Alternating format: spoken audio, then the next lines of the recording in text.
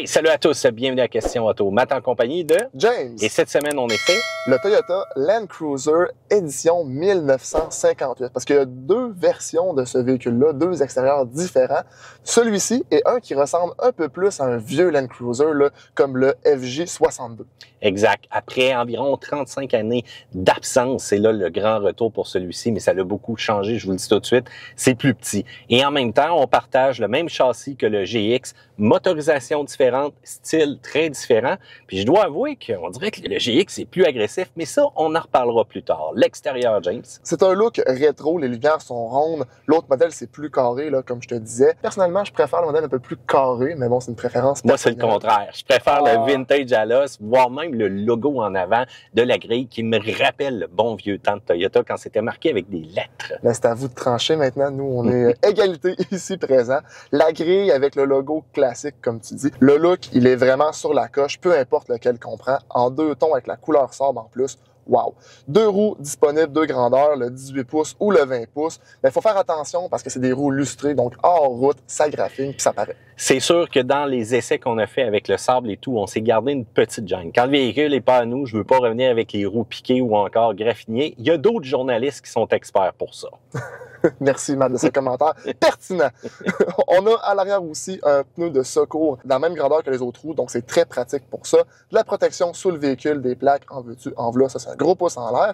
Puis aussi la finition du hitch, ça je suis moins sûr, par exemple, faut enlever le petit plastique, ça file cheap. Cependant, on a quand même des excellents angles d'approche et de départ. Encore une fois, c'est vraiment orienté hors route, mais j'aurais pris un petit peu plus de garde au sol, mais une chance que j'ai quand même un bon flanc de pneus. Mais je te le dis tout de suite, je les ai pas dégonflés parce que je voulais pas perdre quelques pouces justement de cette garde au sol-là qui est précieuse. Sinon, les miroirs, Matt, je sais pas si tu as remarqué, mais ça va ultra haut et ultra bas en route. Surtout ultra bas, ça peut beaucoup aider, là. Oui, exactement. Pour voir vraiment la position des rochers à l'arrière, c'est sûr que pour l'avant, on sort la tête pour regarder qu'est-ce qui se passe. En dehors de ça, on a quand même une édition spéciale, une première. Justement, on a fait un petit vidéo court. Mon ami qui est arrivé avec ça dans ma cour, j'ai fait un wow. J'aime beaucoup plus l'équipement supplémentaire que celui-là procure et surtout la couleur deux tons. À l'intérieur, c'est 5 places, pas 3 rangées. Donc, c'est vraiment plus petit aussi là, que l'ancien Land Cruiser.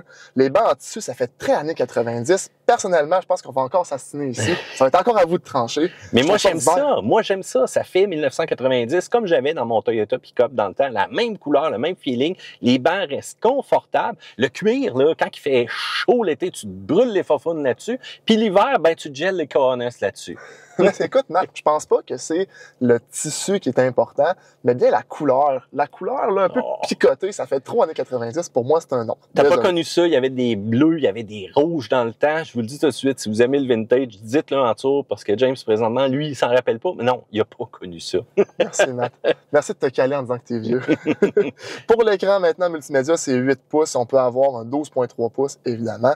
Sinon, l'instrument, c'est du 7 pouces ou du 12.3 pouces aussi. Hey, 12.3 pouces, deux fois, c'est comme les Coréens encore, ça? Ça ressemble pas mal à ça, mais il faut dire que ce qui vient me chercher un peu, c'est la bordure de plastique vraiment un peu dégueu. On dirait qu'on a juste conçu autour de cet écran-là pour dire « Ah, habituellement, on fait un 12.3, mais là, regarde, mais un plus petit, puis ça paraîtra pas. » Non, non, c'est du plastoche. Ça, je trippe moins. Et que dire aussi du système multimédia? Bon, très de base, correct, acceptable, Android Auto, Apple CarPlay, tout ce que vous voulez. En plus, sans fil, mais en plus, tu as comme un décalage avec la voix ou encore tes vidéos que tu montrais à tes enfants en arrière. Ça, c'est moins trippant. Mais pour le reste, il fait le travail. Montrer qu'il manque une qualité un peu pour un véhicule de combien? 70 000 plus, parce qu'on peut aller vraiment haut avec ce véhicule-là. Oh que oui! Pas de chargeur QI non plus pour cette version-ci. Encore une fois, on peut y avoir accès avec une version plus huppée. Puis les sièges arrière se replient, ce qui permet d'avoir beaucoup d'espace à l'arrière. C'est vraiment incroyable. Oui, l'espace pour le stockage, mais est-ce que les passagers ont beaucoup d'espace à l'arrière? Moins un petit peu. Au niveau de la tête, oui, parce que c'est haut. Au niveau des jambes, pas vraiment. Puis, je te dis tout de suite, quand on fait un beau voyage, c'est bien, c'est correct, ça roule comme faut, mais tu sais, tes coudes, là, où est-ce que tu vas chercher un peu d'appui de confort, qu'est-ce que c'est? C'est dur, c'est du plastique. Aïe, aïe, aïe, aïe, aïe, aïe, ça, on aurait pu travailler un petit peu ça. Mais pour le reste, c'est quand même acceptable pour la dimension du véhicule. Motorisation? 2.4 litres e-Force Max Turbo hybride. C'est 2 moteurs électriques, c'est similaire au Tacoma. On parle d'une batterie de 1,86 kWh. C'est 326 chevaux, 465 livres-pieds de coupe. Ça, c'est jumelé à une 8 vitesses automatique. Et c'est un 4 roues motrices permanent, pas un all-wheel drive. Matt, c'est à mentionner. Ça y ressemble quand même un petit peu, hein, mais il va avoir quand même des grands avantages à celui-ci, puis c'est très différent de celui-là du Forerunner tout de même. 6000 livres de remorquage, et encore là, faites attention si vous sortez en route, parce que regardez à quel endroit sont les connecteurs justement pour la remorque. Je vous le dis tout de suite, vous voulez pas accrocher ça si vous remorquez, et encore si vous vous promenez aussi dans la boue ou encore dans d'autres trucs. Ce véhicule-là, James, le Land Cruiser, c'était fait pour partir à l'aventure. Il y a un paquet de trucs hors route qui est super intéressant. Premièrement, une gamme basse. Il y a un transfer case. Et quand on l'enclenche, qu'on tourne le volant au maximum, le fait d'avoir justement un 4x4 permanent, tu vas voir la conception, fait que tu fais tes virages, il n'y a aucun problème. Il n'y a pas de sautillement, comme disons dans un Forerunner ou encore un Tacoma, où est-ce que là, tu sens un peu que le 4x4 travaille en X. Donc, le lot, parfait pour ça. On a un différentiel central aussi qui va justement appliquer la puissance nécessaire. Habituellement, ça marche avec un genre de 60-40, 40-60. Vous le savez au niveau de la répartition. Et on a la possibilité de verrouiller le différentiel à l'arrière, mais seulement en mode low. J'aurais aimé quand même pouvoir le faire en mode high. Faut dire aussi qu'on a un mode pour gravir, donc un crawl mode qu'on appelle, un système pour descendre les pentes de manière plus sécuritaire qui va nous ralentir. Sur d'autres modèles, on peut même désactiver la barre stabilisatrice à l'avant et sans oublier aussi tous les modes de terrain différents, le MTS qu'on appelle, qui va nous permettre de sélectionner roche, sable, boue, patente, machin chouette. Mais attention, on n'a rien de ça dans ce modèle de base-là et c'est un des plus capables qu'on a essayé hors route dernièrement. Je vais en ajouter, Marc. Vas-y. Je pense que c'est le nouveau premier au classement à détrôner. Là. C'est incroyable. Oui, au début, ça paraît pas trop. T'es comme, ah, mais pour moi, on a atteint le maximum qu'on pouvait y donner.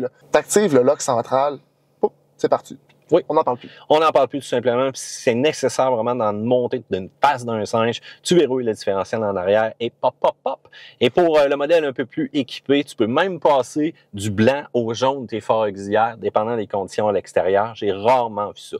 Côté comportement routier, tu as quand même un mode de conduite qui va permettre de sélectionner normal, éco ou encore sport. Je vous l'ai dit, c'est la même plateforme qu'un GX, mais pas tout à fait le même moteur. La sonorité, c'est presque diesel, c'est très dégueu, on va se le dire, là. Voire même au idle dehors, voire même à l'intérieur en accélération, le son, c'est pas très, très hot et c'est un peu dommage. Il y a une certaine déconnexion aussi au freinage à basse vitesse qui nous rappelle le modèle hybride encore une fois, donc c'est bizarre un peu. Il n'y a pas de mode vraiment de régénération de freinage et qu'est-ce qui vient un peu miner le tout, c'est qu'il y a beaucoup de tangage. En temps au niveau du nez dans les airs quand on accélère, du nez à terre quand on freine et que dire en virage, c'est pas les pneus qui nous aident présentement. Je regarde ça, là, on aurait pu mettre des pneus hors route en caillette. Je me serais senti un peu plus adapté, que ce soit en route urbain ou en vrai hors route, mais ces pneus-là, je trouve pas qu'ils sont très excitants, disons. Mais ça revient au dilemme là, qu'on se donne souvent. Est-ce que tu sortirais ce véhicule-là en gros en route? Mettons que tu l'as acheté là, c'est un véhicule de presse, c'est moins fâchant un peu si tu fais une graphing. Tu dis que c'est pas toi, ça passe bien. Oui. Quand c'est le tien, tu le sais que c'est toi qui l'as fait la graphing, puis ça coûte cher ta barouette de faire réparer ça en aussi. Oui, là. un petit peu. Mais écoute, moi, je le sortirai une fois de temps en temps parce que c'est quand même fait pour ça. Freinage d'urgence, faites attention, les distances sont quand même très longues. La direction est pas légère, elle est pas lourde, mais c'est pas la plus précise. Mais devine quoi, je suis en masse capable de vivre avec. Faut dire aussi qu'on ressent des fois un petit peu en accélération le boost, parfois non au niveau des motorisations électriques. Donc, c'est dur d'avoir vraiment une conduite qui est un peu stable. Et je te le dis, quelques petites vibrations ici et là. Mais si on y en demande, il est là. On a fait du hors-route incroyable. C'est vraiment une belle machine qui est capable. Plusieurs des vidéos que vous allez voir, on n'a même pas eu besoin de verrouiller le différentiel central. Quand on est allé sur les rouleaux, wow, encore une fois. Cependant, là, vous le savez, le test des rouleaux, c'est le test ultime. C'est comme être sur une plaque de glace vive. Là, on a dû verrouiller quelques fois, mais encore là, on a sorti les doigts dans le nez, je vous le dis tout de suite, c'est impressionnant. Ajouter aussi du sable dans les conditions que vous voyez, c'est le truc en route le plus difficile souvent pour que le véhicule roule. J'ai pas baissé la pression, je l'ai pas battu à mort et on a été capable de passer, voire même avec le débattement au niveau de la suspension. Essieu rigide à l'arrière aussi, s'il vous plaît. Ajoute-moi des pneus all-terrain là-dessus. Baisse-moi un petit peu la pression. Ajoute-moi un 2 pouces justement de garde au sol. Puis je vous le dis, je vais être encore capable d'aller plus loin.